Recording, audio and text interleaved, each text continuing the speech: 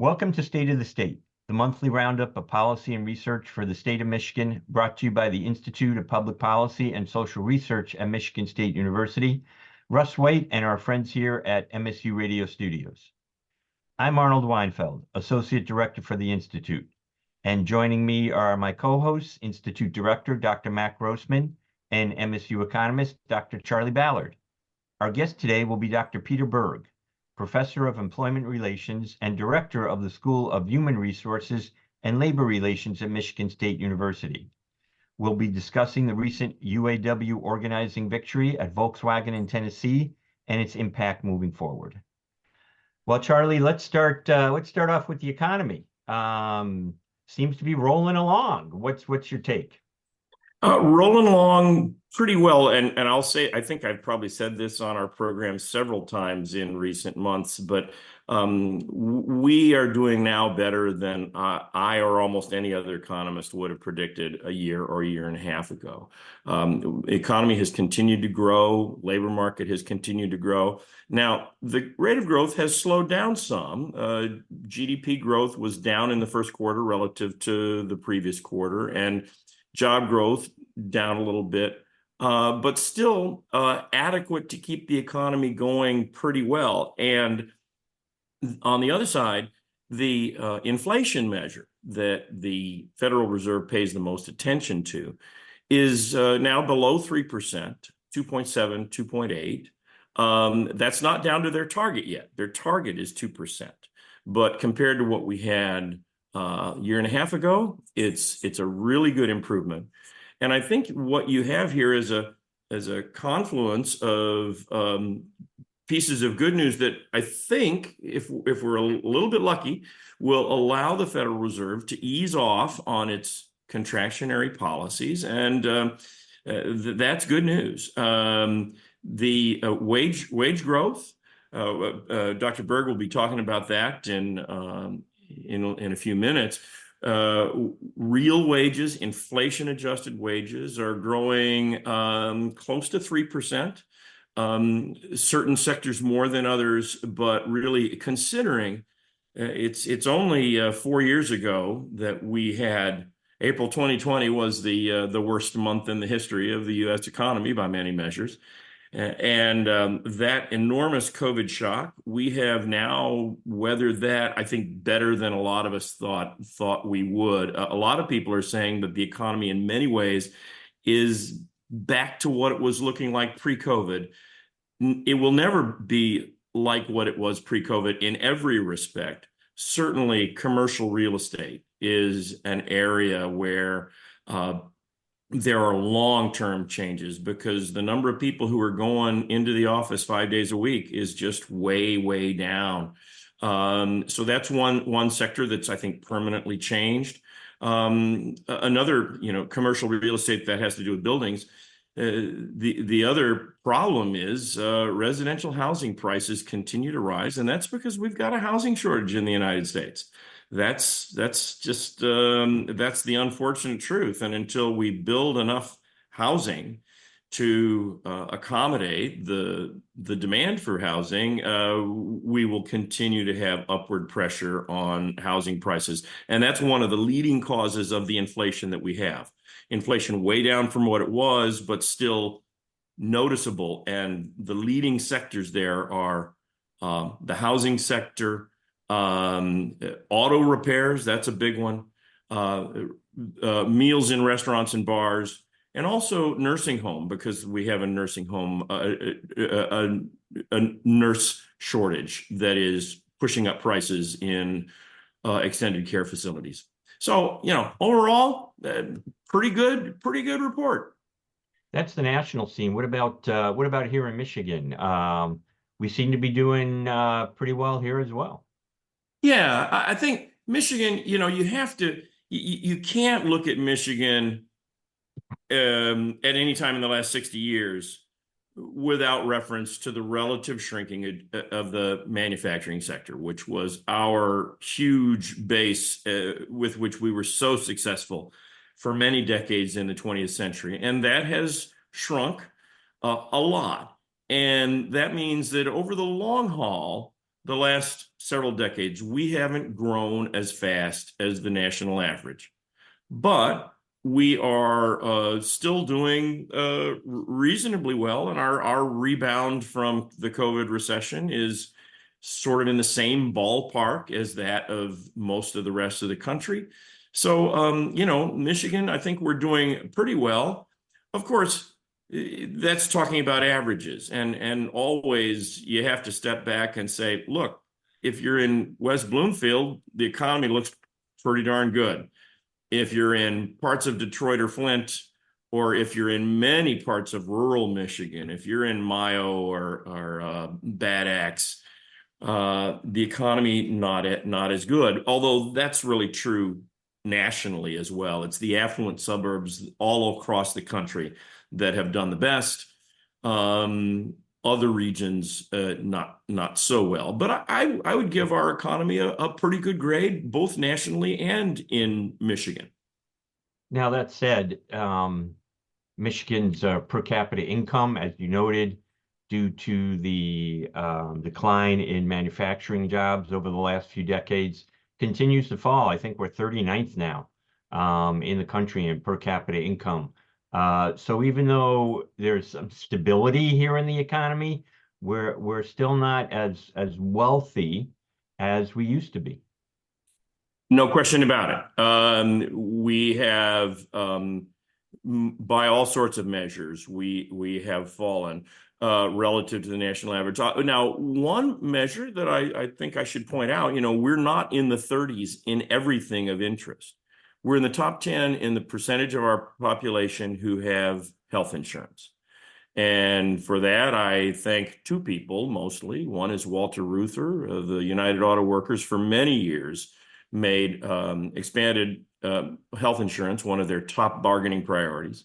And the other is Rick Snyder, who was one of, at that time, only a couple of Republican governors who had the political courage to sign the expansion of Medicaid under the Affordable Care Act. And so we have more than 95% of our population have health insurance. That's several points above the national average. And that's a piece of good news. But as you say, we're 39th in the country in per capita personal income. We're not as relatively affluent as we once were. We've lost the manufacturing, and we've done a lot of things to replace it, but we're still not a leading high-tech center. That's why California and Massachusetts are doing so well, and we're not a huge finance sector, because the financial services sector, for better or for worse, is a big source of income for a lot of states, New York, New Jersey, Connecticut, and others. So in the absence of those things, we're doing, I think, reasonably well. If I could have one magic wand, I would say the one thing we need, and we've needed this for decades, is to have a more highly educated, more highly skilled population. And we need to continue to work on that from cradle to career. So, Matt, let's turn to you for a second. Charlie notes, as do many economists, that the national economy is doing fairly well. Michigan's economy is doing fairly well, but no one seems to believe it. Poll after poll, survey after survey shows that the American people do not think they're better off than they were 4 years ago. Do not think that, do not have a rosy outlook of the future. And it's an election year. It's 2024. Both here in Michigan, we have a U.S. Senate race. We have a congressional race, both of which are near the top of the list as far as I've read in terms of watch, and House election, and of course a governor who is co-chair of the Biden campaign. What's all this going to mean as we're moving into the summer? Is the summer going to be quiet, or is it going to be pretty noisy? Well, ruling parties all over the world are not doing well in the post-COVID economic environment, and voters are not as happy as Charlie's rosy forecast might suggest that they should be. The polls have also been quite steady since the end of last year at a little bit between even and slightly to Trump at the national level, and then slightly more to Trump at the state level. Michigan will again be the center of the political universe. The electoral college advantage of the Republicans may be shrinking slightly, but it still exists. It still seems to be the case that Democrats will have to win the national popular vote by a couple of percentage points. And there doesn't seem to be an alternative route to the Great Lakes states of Pennsylvania, Michigan, and Wisconsin. If anything, Nevada, Arizona, Georgia, the southern kind of alternative path to 270 that the Democrats had in 2020 seems to have dried up more because Biden's weaknesses are concentrated among racial minorities, among younger voters, and amongst more sporadic voters who didn't vote in the previous election. So there's really one main route, and it runs through us, and it matters for all of those other elections that you mentioned. 2 of the top 10 House races are in Michigan. 1 of the top Senate races is in Michigan. The state House of Representatives is also up for grabs, and all of those depend heavily on how the presidential race turns out. So it's only a couple of points. It's not insurmountable, and yet it has been quite steady, and it was quite steady in 2020, despite the fact that we had a pandemic, we had the racial protests, we had a huge recession. All of that really didn't change polls very much, and Biden just underperformed those polls on election day by a few percentage points. So, of course, the polls could be wrong, but they could be wrong in either direction. So we don't know for sure, but we have a rematch where the main difference is that Biden is less popular than he was last time. And so even though it is a small deficit to overcome, it is one that will take some kind of jostling that the jostling from last time was not enough to move the polls. And the president is facing, as you noticed, an issue he did not face in 2020, and that is protests against a foreign policy matter involving the war between Hamas and Israel. Many protests across the country on college campuses over the last month may quiet down over the summer, but if the war continues into the fall as colleges reopen, that could certainly play a factor in the election. Yes. Well, it could. On the protest specifically, the general evidence is that protests where the protesters are violent tend to not help the cause or the Democratic or liberal side. Protests where the protests are peaceful and the police are less peaceful can actually help the cause on the Democratic side. And for example, the evidence is from 2020 suggests that actually the Black Lives Matter protests had a slight positive effect on Democratic vote share through a kind of a mobilization channel. So it's not inevitable. On the other hand, of course, it's another thing that might point to incompetence or that Biden has not brought the promised stability to the country or the world. So that could hurt Biden. But as of now, there's not a huge amount of evidence that it is affecting the national rate. Of course, there's more attention on that in Michigan because of our relatively high, though still small, Arab American population. I think it's been slightly misunderstood because the loudest voices on that issue tend to come from people who agree with the Democrats on most things, but are on the more anti-Israel, pro-Palestinian side of this issue. The actual swing voters in the Arab American population are people who are conservative on some issues, and there are plenty of those voters, and they still could be moved to the Republican side by Gaza. So there are voters up for grabs on that issue, but I don't know that it's been understood correctly nationally. What about the impact that this might have in adding to the angst of younger voters who are already bothered by, Biden's age, if not Trump's age, and the fact that we have a repeat? I mean, younger voters are still an important mix for the president's electoral possibilities, are they not? And could the Gaza situation and the protests just add to that angst that young voters seem to have and have them sit out this election more so than before? Well, turnout is definitely going to be down across the board from 2020 based on all kinds of measures of interest and people saying that they're going to vote. But 2020 was a huge high point in turnout, and younger voters are more sporadic voters. So if turnout is down, it will be disproportionately down among younger voters. Again, I think it's a little bit misinterpreted based on the loudest voices, though. The potential losses, the important potential losses, are still among swing voters, even among minority voters and among young voters. It's going to be those voters who agree with Republicans on some issues and Democrats on some issues who are going to be either more likely to move to the right or to sit out the election. So this sort of loss on the left are overemphasized relative to potential losses in the middle, even though it still will be among, or is so far among younger and minority voters. Let's turn now to more domestic politics a little bit. The UAW had a large victory last year in the strikes against the Big Three.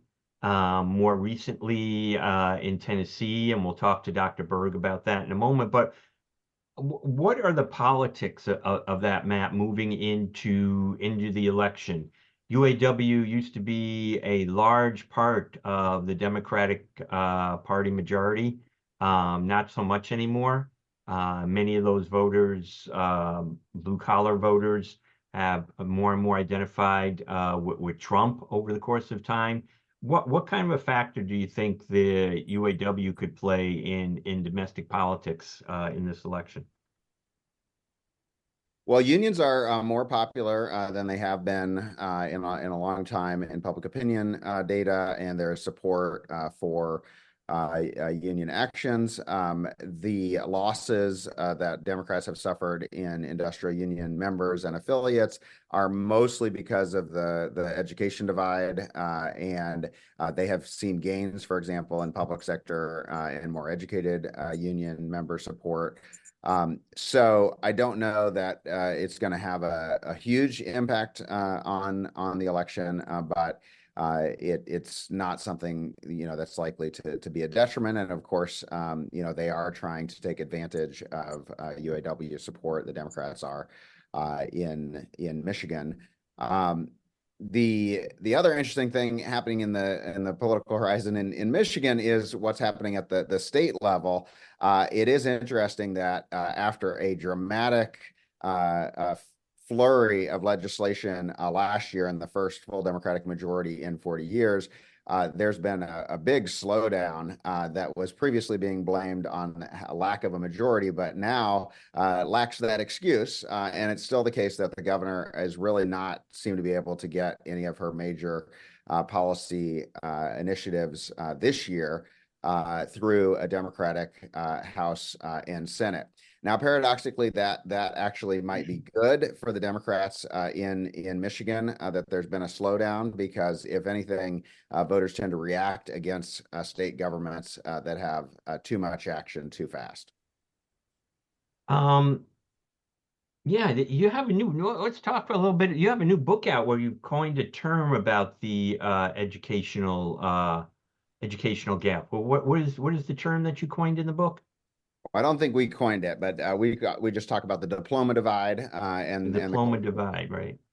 And yes, people may know that white educated voters are moving towards the Democrats, and white less educated voters are moving towards the Republicans. They may not sort of realize the point at which that started, where even into the early 2000s, Republicans still had an advantage among college educated voters. And so it's been sort of a long, slow shift that was accelerated by Trump, but by no means started by him. And it has coincided with essentially a collapse of the class divide between the parties. So as educated voters have moved toward the Democratic side, the difference in income between the party supporters has gone to near zero. And part of that is still that there's still can be an effective income. It's just that the most Democratic voters are the people with low income but high education, and the most Republican voters are people with high income and low education. But that's a pattern that is repeated throughout the Democratic world. The big difference with us is that we only have these two big parties, so there's no other outlet for the less educated voters to go for a straight anti-immigration populist party, or for the most educated voters to go to a green or liberal party. So all that has to take place within our two big party coalitions. Well, with that, let's turn to Dr. Berg and welcome him to the program. As I noted, Dr. Berg is a professor of employment relations and director of MSU School of Human Resources and Labor Relations. Last year, Dr. Berg, you were with us to discuss the impact of the strikes against the Big Three. Now the UAW has clocked another victory, its first in a southern state, I believe. Can you give us your perspective on what it means for the UAW, its status nationally, and its future prospect in organizing additional plants? I think that the victory at Volkswagen did a lot for the UAW in terms of momentum, coming off the Big Three victories, getting double-digit increases in wages and other things.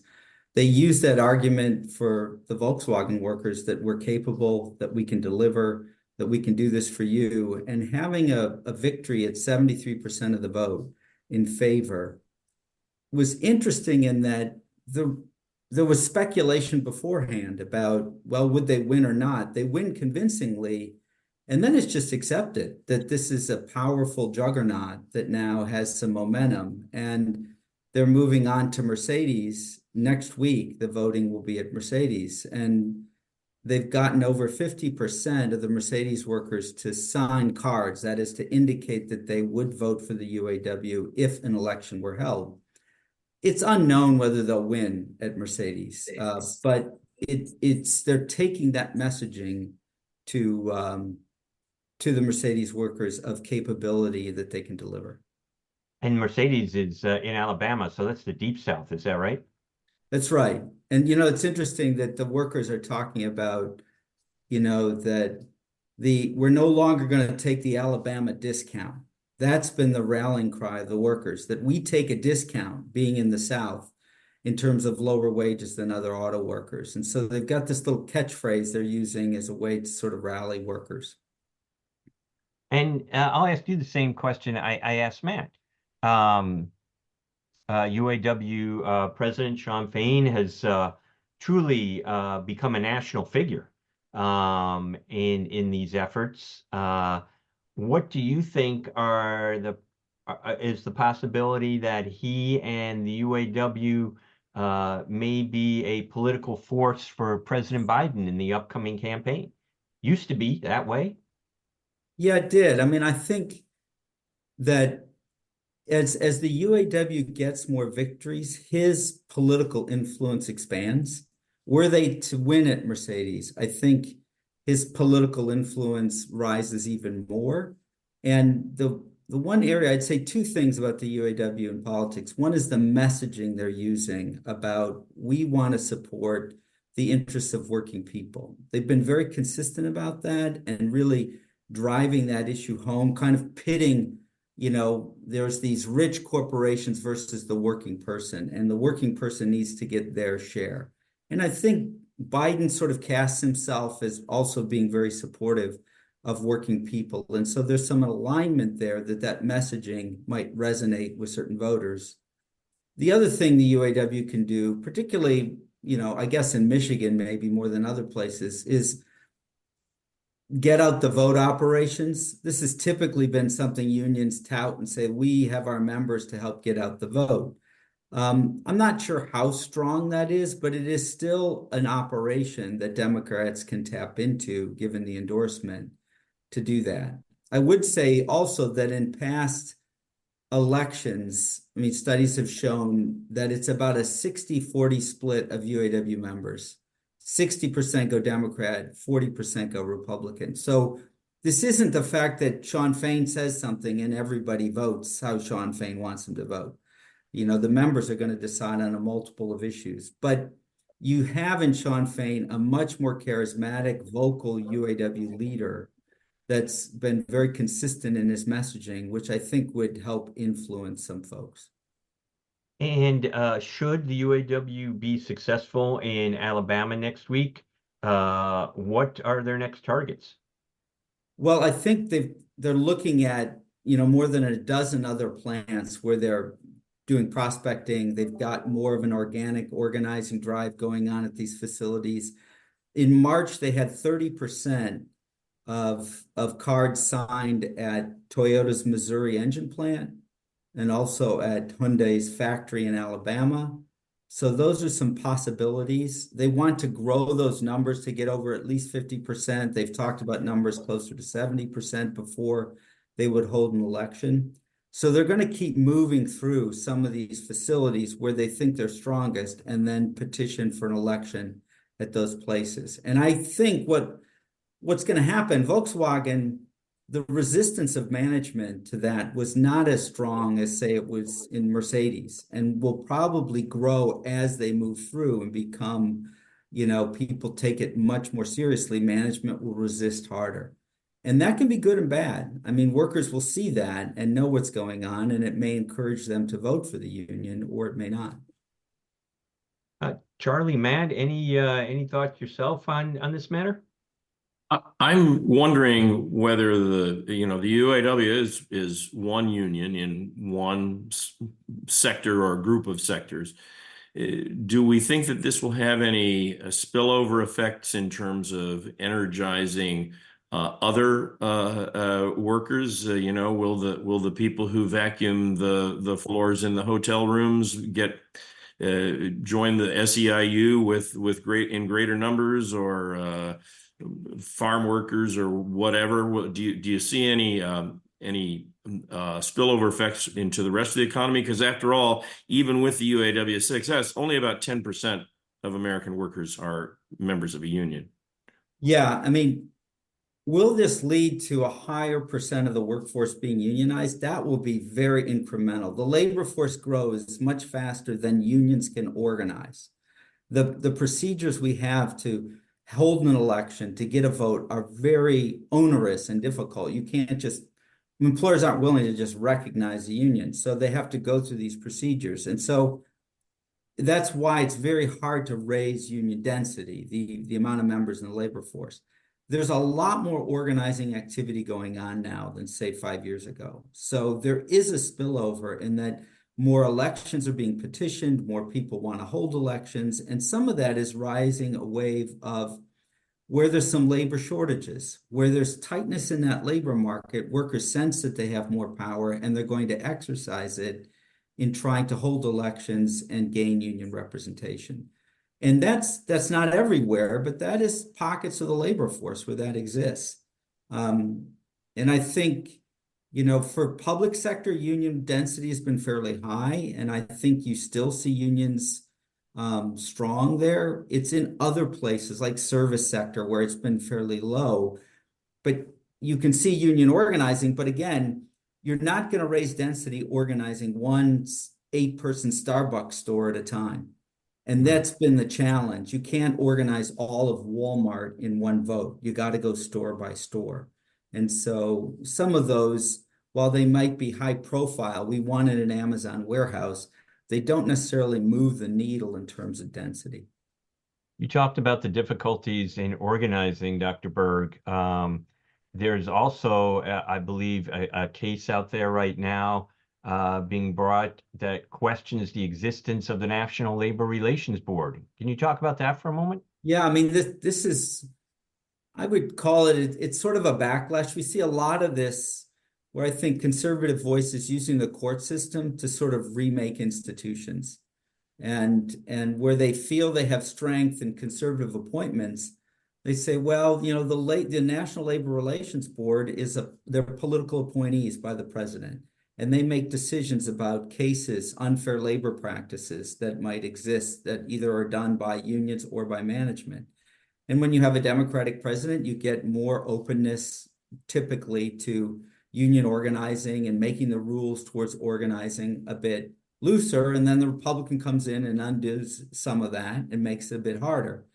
Now I think there's a case where it's sort of saying, does the National Labor Relations Board even have a right? Is it constitutional that they can make these decisions? Something that has been an enshrined institution since the 30s. And so there's this challenge again of looking at all aspects of our institutional structure and just wanting to say, let's blow it up. And that's certainly something that we might chat about in future podcasts as we get closer to the election and the goals and aims of conservatives should Donald Trump be elected president again.